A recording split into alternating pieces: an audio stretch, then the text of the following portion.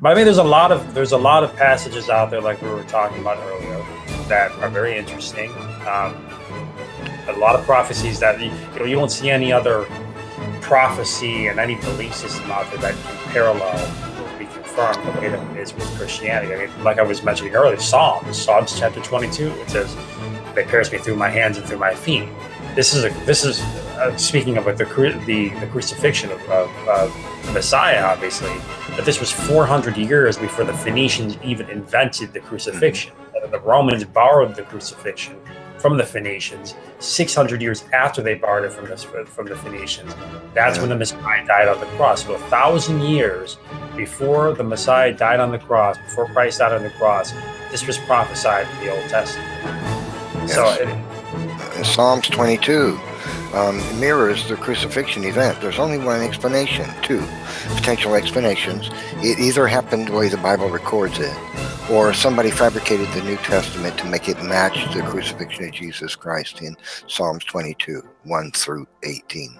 So somebody had to do a heck of a job of faking the Old Testament. No, they couldn't do that? No, of course not. So what they did was they faked the New Testament to make it match. Well, if you really go down that road and believe that, you create for yourself a whole mountain of serious issues. Like, what would be the motivation for getting themselves ousted by their own culture? They become considered freaks that everybody should hate. Why should they get themselves hunted down by the Roman army, the largest, most organized army on earth?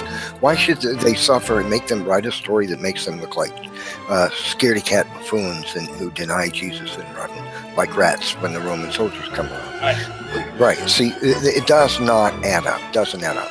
But yet in Psalms 22, we see the first line is repeated by Jesus Christ on the cross. He's quoting, my God, why hast thou forsaken me?" That's what Jesus Christ said on the cross.